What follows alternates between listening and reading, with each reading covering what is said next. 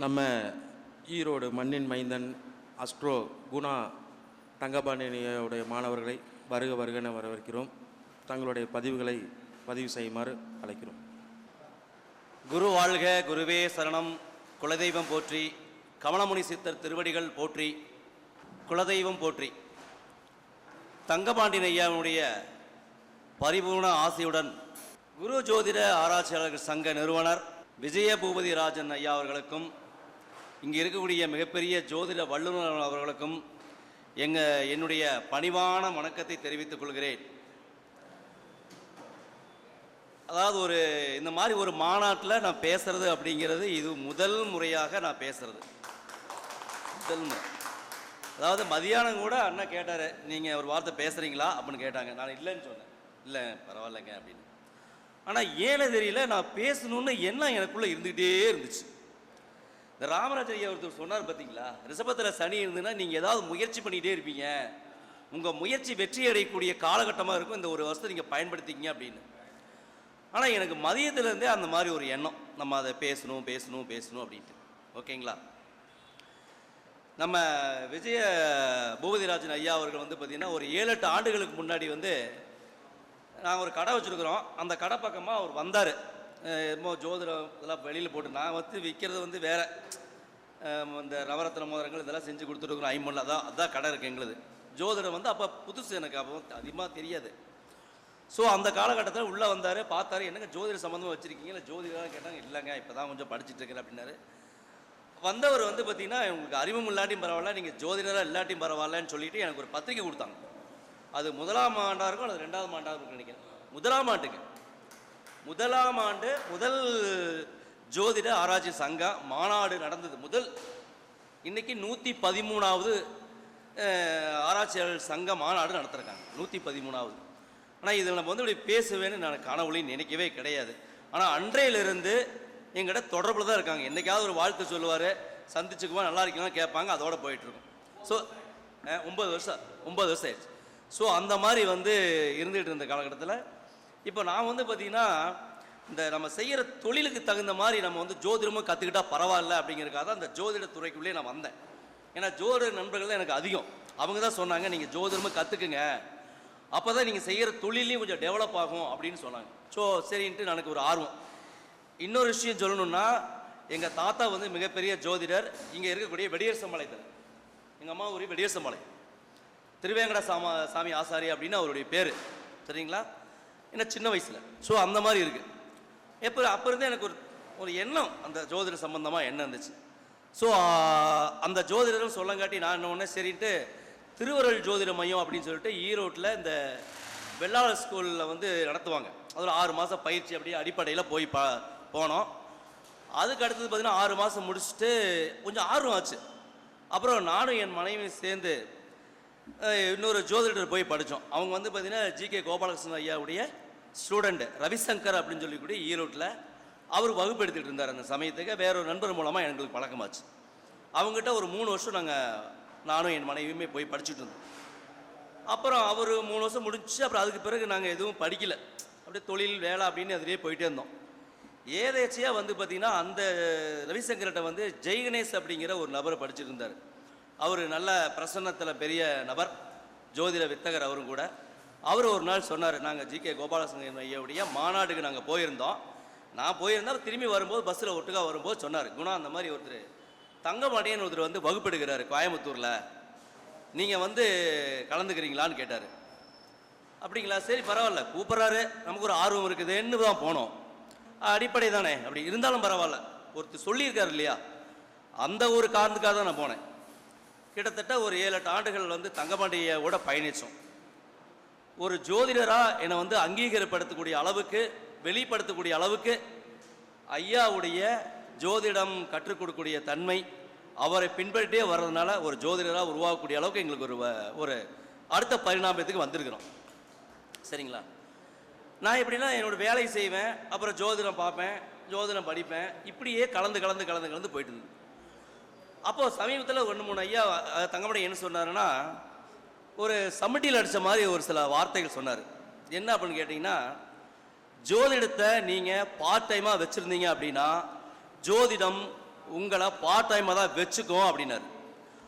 அது வந்து என் மனசில் ரொம்ப ஒரு தாக்கத்தை கொடுத்துன்னு வச்சிங்களேன். அதாவது அவர் என்ன பேசுகிறாரோ நம்ம வந்து யூடியூப்பில் கேட்டுக்கிட்டு வேலையை செஞ்சுட்டு இருக்கிறது அப்படியே போயிட்டு இருந்தோம். இதை மாறணும் அப்படிங்கிற எண்ணம் எனக்கு கொஞ்சம் இருந்துட்டு இருந்தது. கடைசியில் அதே மாதிரி இந்த ஐயாவுடைய மாநாட்டுக்கு வர சொன்னாங்க. நீங்கள் பேசுங்க, மாநாட்டில் நீங்கள் பேசுங்க, உங்களுக்கு தெரிஞ்சதை பேசுங்க அப்படின்னாரு. எனக்கு பேசுறதுக்கு தயக்கம், கூச்சம் எல்லாமே இருக்குது. இருந்தாலும் பெரியவங்களுடைய ஆசீர்வாதம் அப்படிங்கிறது இருக்கு. இவங்கெல்லாம் என்கரேஜ் பண்ணாங்க, நீங்கள் பேசுங்க பேசுங்க பேசுங்க. ஸோ அந்த வகையில் நான் ஏதோ ப்ரிப்பேர் பண்ணிட்டு வரல, இருந்தாலும் எனக்கு தெரிஞ்ச ஒரு விஷயத்தை சொல்லணும் அப்படிங்கிறக்காக தான் இந்த விஷயம் சொல்கிறேன். அதாவது திருமணத்தை பற்றி எல்லாம் ஒருத்தர் வந்து ஜாதகம் கொடுத்து கேட்குறான்னு வச்சுங்களேன். திருமணத்துக்கு பொண்ணோ பையனோ எங்கெங்கே அமையும், எப்போ அமையும், எந்த காலகட்டம் அப்படின்னு கேட்பாங்க இல்லைங்களா, எங்கேருந்து வரும், இப்படியெல்லாம் கேட்பாங்க. இது வந்து பார்த்தீங்கன்னா திடீர்னு நான் இங்கே உட்காந்து எழுதினேன். சும்மா மத்தியான நேரத்துக்கு இப்போ ஒரு 1 ஹவருக்கு முன்னாடி எழுதுனேன். சரி எழுதினேன் என்னதான் பேசலாம் அப்படின்ட்டு. ஸோ 7ஆம் அதிபதி 4 இருக்குதுன்னு வச்சுங்களேன். 7ஆம் அதிபதி 4 இருக்குது. அதாவது ஒரு கேந்திராதிபதி இன்னொரு கேந்திரத்தில் இருக்குது. ஓ 7ஆம் அதிபதி 4 இருந்தது அப்படின்னா அவங்களுக்கு எந்த வயசில் திருமணம் ஆகும் அப்படின்னு கேட்டிங்கன்னா ஒரு 28 வயசில் நடக்கிறதுக்கு வாய்ப்பு இருக்குது. எல்லாத்துக்கும் 7ஆம் அதிபதி 4லேருந்து 28 வயசில் ஆகுமான்னு கேட்கக்கூடாது. ஏன்னா அதெல்லாம் அவங்களுடைய ஜாதகத்தினுடைய அமைப்பை பொறுத்து தான் இல்லைங்களா. மேக்சிமம் 7ஆம் அதிபதி 4 இருக்குது, 7 28 தானே வருது. அது மட்டும் இல்லை, 4ஆம் பாவம் அப்படிங்கிறது பார்த்தீங்கன்னா வயதோட்டத்தை நீங்கள் கணக்கு பார்த்தீங்கன்னா 1ஆம் பாவம் அப்படிங்கிறது 1 வயசு, 2ஆம் பாவம் 2 வயசு, 12ஆம் பாவம் 12 வயசு, 2 12 எவ்வளோங்க ஆச்சு, 24 ஆச்சு. லக்னம் 25, 2ஆம் பாவம் 26, 3ஆம் பாவம் 27, 4ஆம் பாவம் 28. ஸோ 28ஆவது வயதில் திருமணம் ஆகிறதுக்கான வாய்ப்பு இருக்குது. சரிங்களா. அந்த மாதிரி அதே மாதிரி பார்த்தீங்கன்னா 4ஆம் இடங்கிறது மனசு தானே. 4ஆம் இடம்ங்கிறது மனசு. அப்போது மனதுக்கு பிடித்த மாதிரி கலத்தரம் அமைவதற்கு வாய்ப்பு உள்ளது. மனசுக்கு பிடிச்ச மாதிரி ஒரு மனைவி வரலாம் அப்படின்னு நம்ம சொல்லலாம்.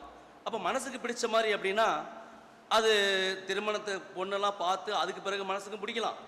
ஏற்கனவே மனசுக்கு பிடிச்சதுன்னு இருக்கலாம், லவ் மேரேஜாக கூட இருக்கலாம், அதுவும் அதுக்கு சம்பந்தப்படும். சரிங்களா. 7ஆம் அதிபதியும் சந்திரனும் இருந்தாலும் கூட மனதுக்கு பிடித்த கலத்தரம் அமைவதற்கு வாய்ப்பு உள்ளது. அந்த மாதிரி இருக்குது. அதே மாதிரி 4ஆம் பாவம் அப்படிங்கிறது வந்து பார்த்திங்கன்னா படிக்கிற காலகட்டம். அது +2 காலேஜ் இந்த மாதிரி ஒரு படிக்கிற. 2ஆம் பாவங்கிறது அடிப்படை கல்வி, 4ஆம் பாவங்கிறது +2 இந்த காலேஜ் இந்த மாதிரியான ஒரு. அப்போ 7ஆம் அதிபதி 4 இருந்தது அப்படின்னா படிக்கும் காலகட்டத்தில் திருமண வாய்ப்புகள் அமைகிறது. சரிங்களா. அந்த மாதிரி இருக்குது. அது மட்டும் இல்லை, 4ஆம் பாவம் அப்படிங்கிறது வந்து பார்த்திங்கன்னா சொத்து, வீடு, மனை, இந்த மாதிரி சமாச்சாரங்கள்.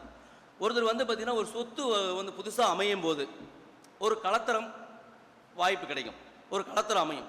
அல்லது வீடு கட்டும்போது 7ஆம் அதிபதி 4 இருந்தால் 4ஆம் இடங்கிறது வீடு, சொத்து. சொத்து வாங்கும்போதோ வீடு கட்டும்போதோ கலத்தரம் அமைவதற்கு வாய்ப்பு இருக்கா இல்லைங்களா? இருக்குது. அதாவது ஜோதிடம் அப்படிங்கிறது பலன் வந்து ஒரே ரூட்டில் இல்லை, அது இப்போ 1000 ரூட்லேருந்து வருது. ஆமாம், அதில் ஏதோ சிலது சொல்கிறோம். சரிங்களா. எப்போ 7ஆம் அதிபதி 4 இருக்கும்போது ஒரு வீடு கட்டும் போதோ ஒரு சொத்து அமையும் போதோ கலத்திரம் அமைவதற்கு வாய்ப்பு உண்டு.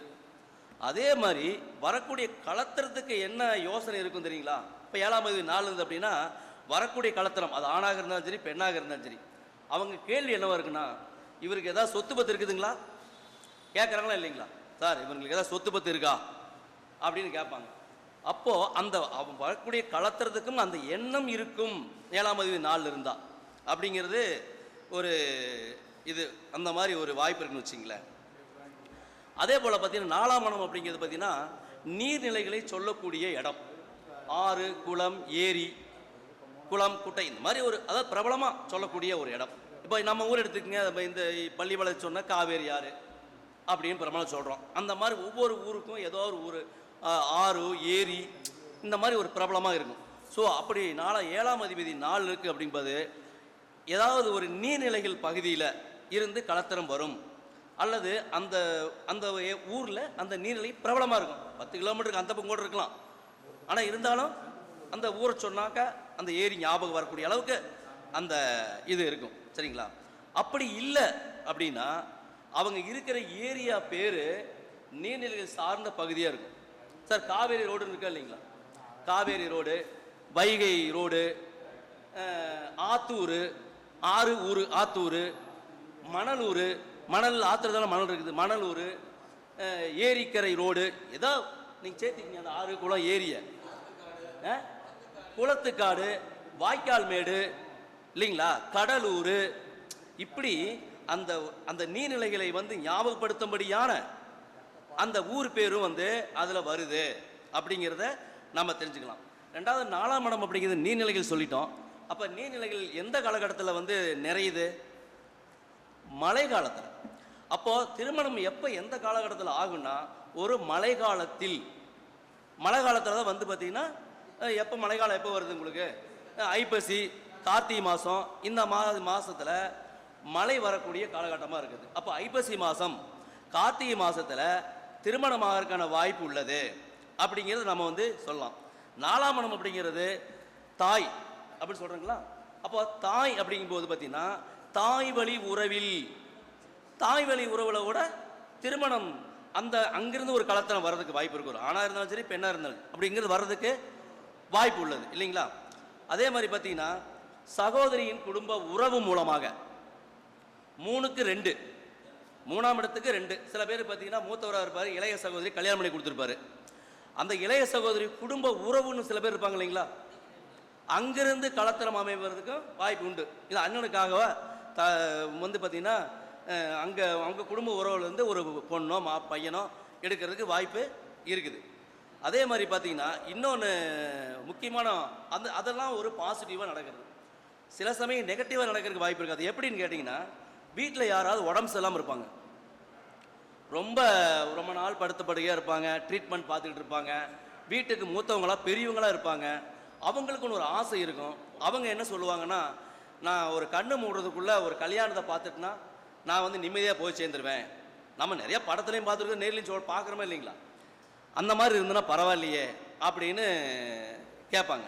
அப்படி அந்த பெரியவங்களுக்காக வந்து பார்த்தீங்கன்னா படப்படன்னு கலத்தரம் பார்க்கறது. அந்த சமயத்தில் கூட ஏன்னா 4ஆம் இடம் சுகஸ்தானம். ஏன் வந்து உடம்பு சரியில்லைங்க சொல்கிறோம் அப்படின்னா 4ஆம் இடங்கு சுகஸ்தானம். ஒருவேளை அவங்களுடைய ஜாதகத்தில் 4ஆம் இடம் கெட்டு போயிருந்தது அப்படின்னா அப்போ பெரியவங்க யாராவது அப்போ சுகம் கிடக்கூடிய காலகட்டத்தில், அந்த குளத்தில் சுகம் கிடக்கூடிய காலகட்டத்தில் அந்த சமயத்துக்கு நிர்பந்தக்காக திருமணம் ஆகிறது வாய்ப்பு உண்டு.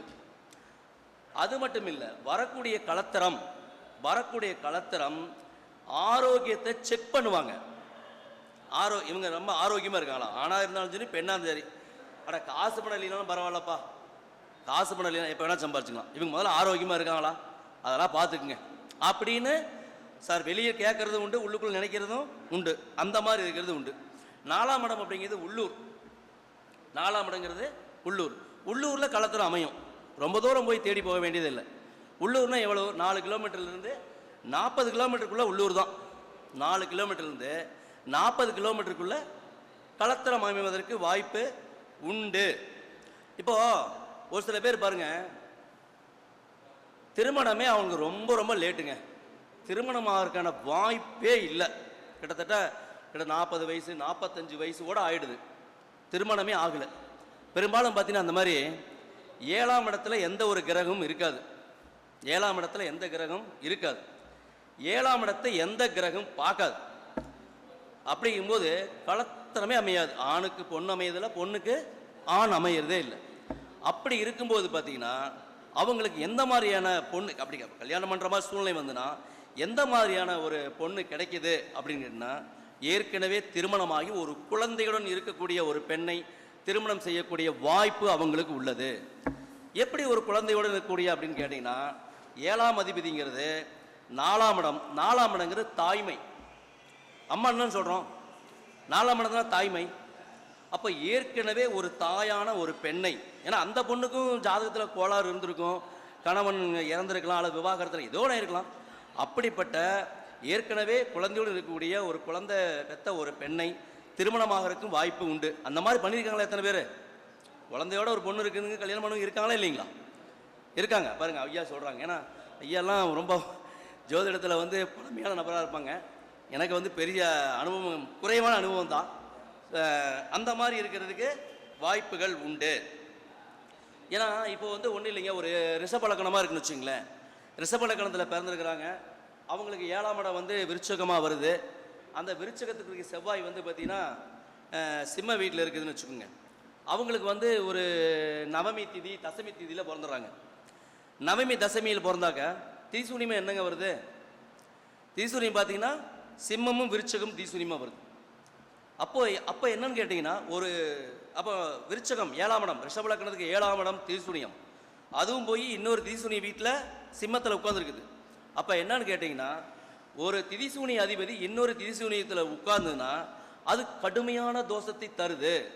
அப்படிப்பட்டவங்கெல்லாம் வந்து எனக்கு இந்த மாதிரி தான் பொண்ணு வேணும், இந்த மாதிரி தான் படிச்சிருக்கணும், இந்த மாதிரி தான் மாப்பிள்ளை வேணும், இந்த மாதிரி அழகாக இருக்கணும், இப்படியெல்லாம் எதிர்பார்த்துட்டே இருந்தாங்கனாக்கா அவங்க வந்து நரைச்சி போயிடும் முடி.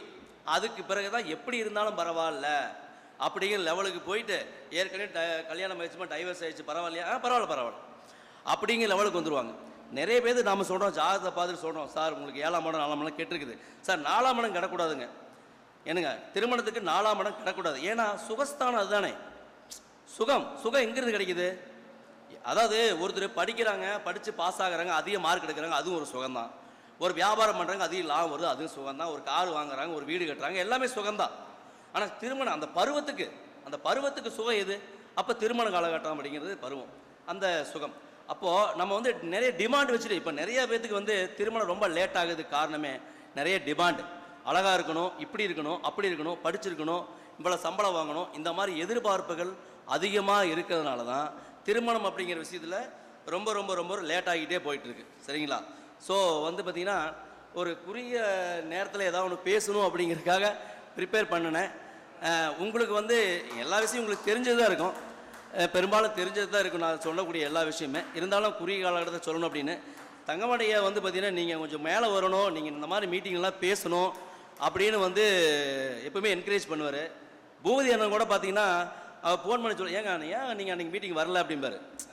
எங்கே பார்த்தாலும் பழக்கம், லேட்டஸ்ட்மாக பழக்கமாக இருக்குது. எதையாச்சும் ஒரு ஃபோன் பண்ணுவார், பார்த்தாலும் என்கரேஜ் பண்ணுவாங்க. ஸோ உங்களுடைய அனைவருடைய நல்லாசையுடனும் இந்த நிகழ்ச்சி நல்லா தான் நடந்திருக்கும் அப்படின்னு நம்புகிறேன். அனைவருக்கும் வணக்கம், வாழ்த்துக்கள். என்னுடைய பேர் வந்து ஏஎல் குணா, ஸ்ரீ அம்மன் ஐமான் ஒர்க்ஸ் அம்மன் ஜோதிட ஆராய்ச்சி நிலையம் அப்படின்னு தான் நம்ம வந்து அதை வச்சுருக்கிறோம். என்னுடைய ஃபோன் நம்பர் வந்து 9965695555 9087511142 அப்படிங்கிறது என்னுடைய நம்பரு. அனைவருக்கும் என்னுடைய பணிவான வணக்கங்களும் வாழ்த்துக்கள், நன்றிகள். முதல் பேச்சு கன்னி பேச்சு நல்லா சூப்பராக அருமையாக பேசினார். இதுதான் தங்கமணியுடைய மாணவர்களுடைய பவர்.